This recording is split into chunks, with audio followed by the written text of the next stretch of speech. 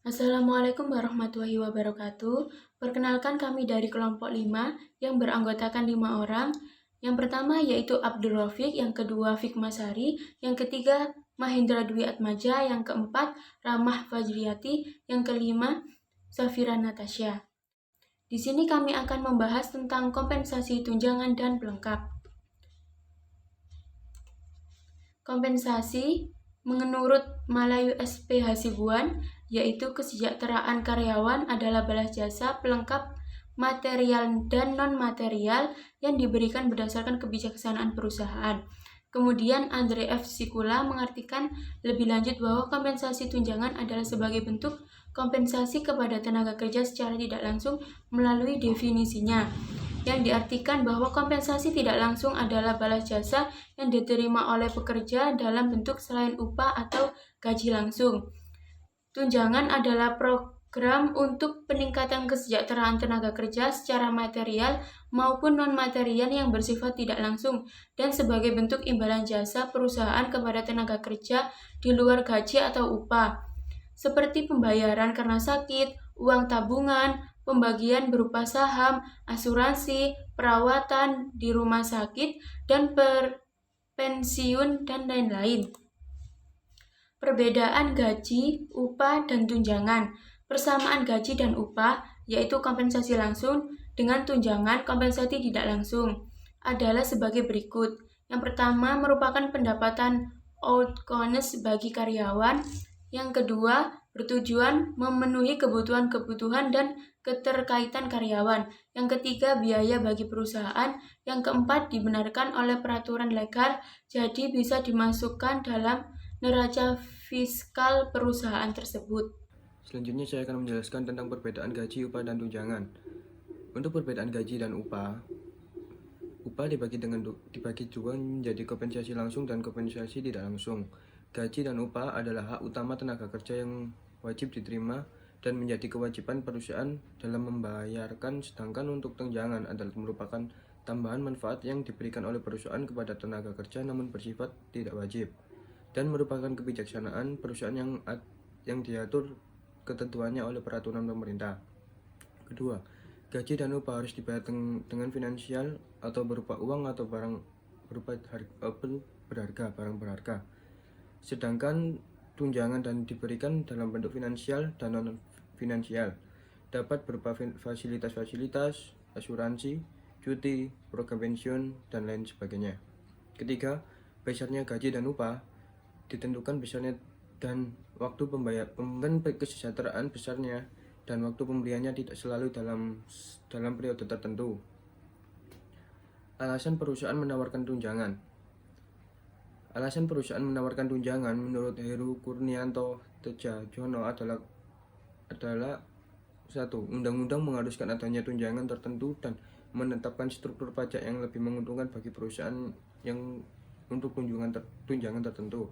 Kedua, merupakan salah satu cara untuk menarik dan mempertahankan para karyawan. Ketiga, pembayaran pajak untuk program tunjangan lebih menguntungkan bagi tenaga kerja dibanding dengan gaji atau upah.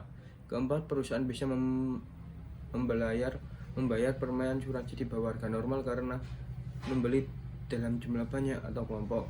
Kelima, pertumbuhan tenaga kerja menjadi lebih terorganisir dan terorganisasi dengan baik yang ikut mempengaruhi lingkungan pekerjaan. Selanjutnya akan dilanjutkan oleh teman saya. Alasan perusahaan menawarkan tunjangan. Untuk tunjangan kesejahteraan atau kesehatan, dalam Undang-Undang Nomor 13 Pasal 99 dengan jelas mengatur adanya jaminan sosial untuk para pekerja. Isi Undang-Undang Nomor 13 Pasal 99 Ayat 1 menyatakan bahwa setiap pekerja atau buruh dan keluarganya berhak untuk memperoleh jaminan sosial tenaga kerja. Menurut Malayu SP Hasibuan, program tunjangan kesejahteraan dan kesehatan lebih lanjut dapat diatur berdasarkan yang pertama, peraturan legal. Yang kedua, berasaskan kesejahteraan, yaitu berasaskan keadilan sosial dan kelayaan, internal maupun eksternal konsisten.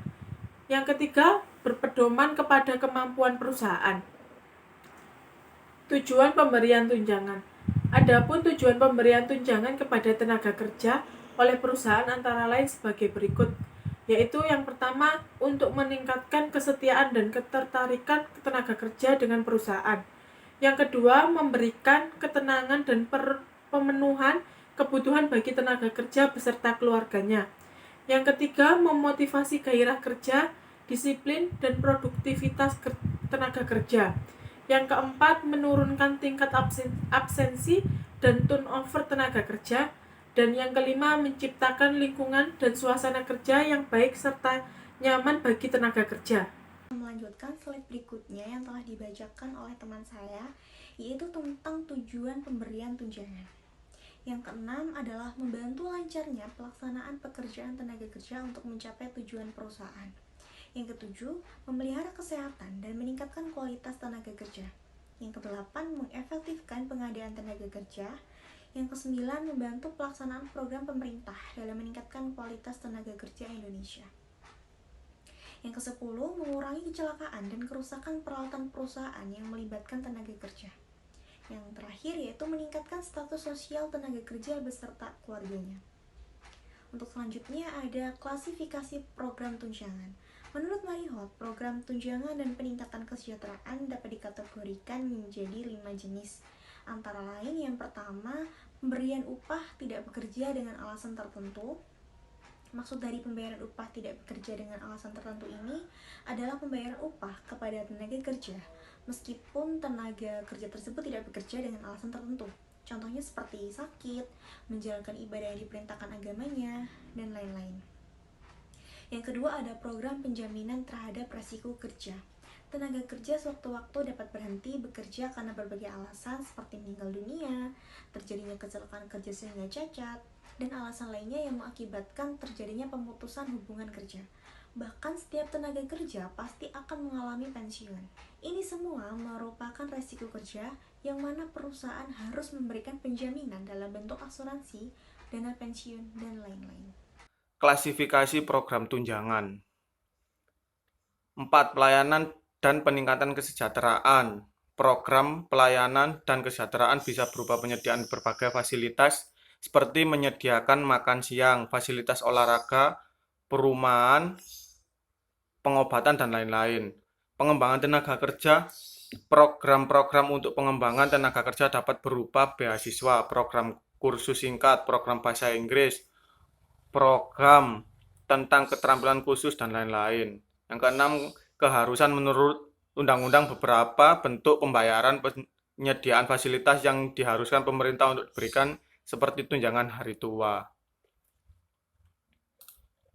Kompensasi pelengkap. Kompensasi pelengkap atau kompensasi fringe benefits bisa menjadi alternatif sistem kompensasi yang diberikan sebagai balas jasa atas pengabdian karyawan tersebut yang dapat diwujudkan dalam pemberian fasilitas-fasilitas kepada karyawan dan bisa juga disebut sebagai kompensasi tambahan. Pengertian kompensasi pelengkap atau fringe benefit adalah salah satu komponen dari sistem kompensasi, yaitu berupa kompensasi tambahan yang diberikan berdasarkan kebijakan organisasi yang baru-baru ini diperhitungkan, Bahri 2019. Ada pula pengertian kompensasi fringe benefits menurut Hasibuan 2017 adalah kompensasi tambahan atau finansial atau non-finansial yang diberikan berdasarkan kebijakan perusahaan terhadap semua karyawan dalam usaha meningkatkan kesejahteraan mereka seperti tunjangan hari raya, uang pensiun, pakaian dinas, kafetaria, musola, olahraga, dan dharma wisata. Sekian presentasi dari kelompok 5, kurang lebihnya mohon maaf. Wassalamualaikum warahmatullahi wabarakatuh.